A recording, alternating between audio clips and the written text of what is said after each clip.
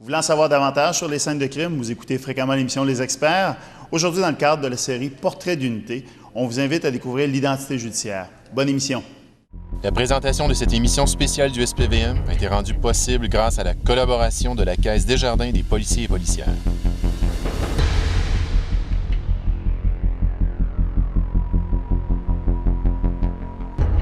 La mission première, naturellement, de la section d'identification judiciaire, c'est le soutien à l'enquête aux unités opérationnelles. Et la côté de détection, ce qu'on connaît, c'est nos techniciens policiers qui vont sur les scènes de crime, récolter des empreintes, prendre des prises d'ADN, récolter l'ADN, des exhibits, des armes sur les scènes de crime. Ça, c'est la partie qui est la plus connue. L'autre partie, c'est notre laboratoire audiovisuel et notre service de photographie. Ces gens-là, naturellement, ils traitent toutes les preuves audiovisuelles. Ce que vous avez aujourd'hui, vous savez, dans notre société, il y a des caméras un peu partout. Et souvent, on doit traiter pour améliorer l'image, pour permettre aux enquêteurs d'identifier des suspects.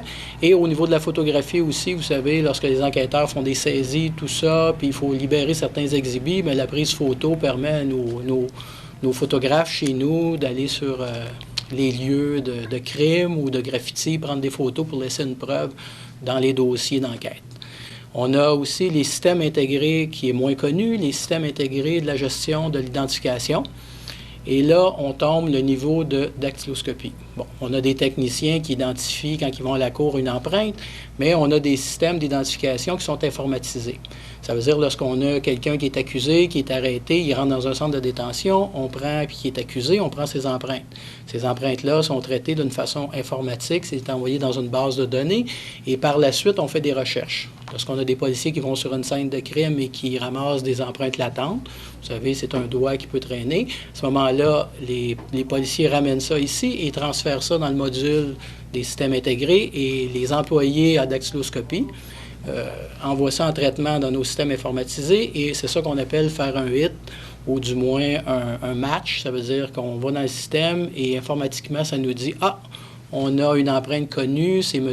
X qui est identifié. » Puis à ce moment-là, c'est retourné au policier qui fait une vérification officielle et après ça remis aux enquêteurs qui, eux autres, par la suite, poursuivent le travail d'entrevue ou d'enquête pour permettre les accusations. On a aussi dans les systèmes informatisés, vous savez, la galerie de photos. C'est pas simple d'avoir juste des empreintes. On a aussi besoin d'une photo de l'individu, des caractères, vous savez, est-ce qu'il y a des tatous, est-ce que la grandeur, le poids et tout ça. C'est tout collecté chez nous est mis dans un système informatisé et on a des gens, nous, qui assurent la qualité de cette information-là.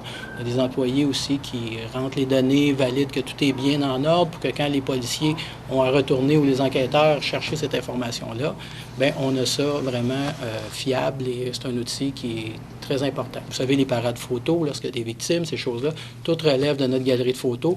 Fait qu'il faut que lorsqu'on allait à la cour, que ces systèmes-là soient bien supervisé pour être sûr qu'on a un outil qui est fiable à la cour. Antérieurement, nous fonctionnons avec, vous savez, les anciens argentiques. On fonctionne avec des appareils numériques présentement.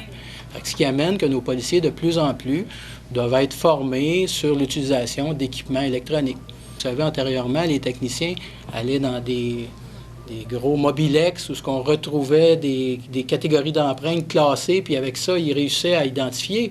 Aujourd'hui, on met une empreinte dans un appareil, un ordinateur, et ça fait la recherche sur 200 000, 300 000 empreintes. Et si on ne l'a pas dans nos banques d'empreintes, on s'en va à la GRC, et là, c'est toute la banque d'empreintes du Canada où ce qu'on peut retracer des individus.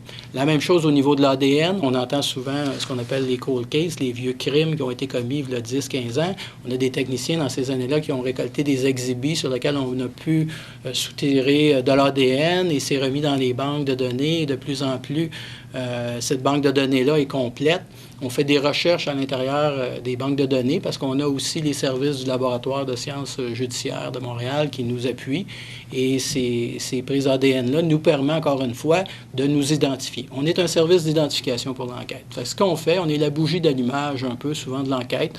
On est où on n'a aucune possibilité d'aller chercher des suspects. On est les gens qui sont là pour veiller à ce qu'on soit capable de mettre nos enquêteurs sur des pistes. Par la suite, c'est sûr qu'il y a du travail d'enquête qui est fait pour s'assurer qu'on a toutes les preuves nécessaires pour accuser un individu. Mais on est souvent à la bougie de l'image là, grâce aux différentes techniques qui existent aujourd'hui.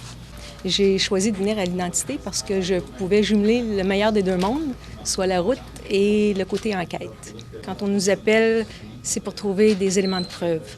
Donc, on va faire sur les scènes de crime des recherches d'empreintes, photographies, des prélèvements, récupération d'objets, des vidéos sur certains cas. Ça prend des gens, je vous dirais, qui sont très minutieux.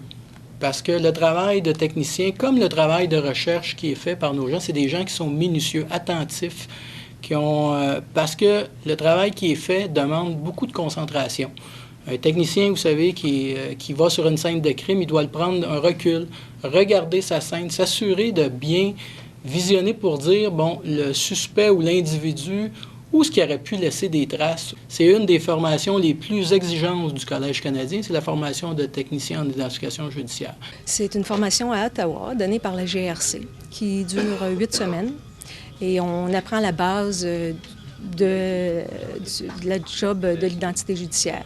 Donc, c'est vraiment de base. Quand on arrive à l'identité judiciaire à Montréal, c'est là qu'on approfondit ce qu'on a appris et qu'on met ça en pratique. On a aussi la portraitiste. On a un service de portrait robot. Je vous dirais à 90% les agressions sexuelles en 4 ans ont été principalement la source d'élaboration de portrait robot.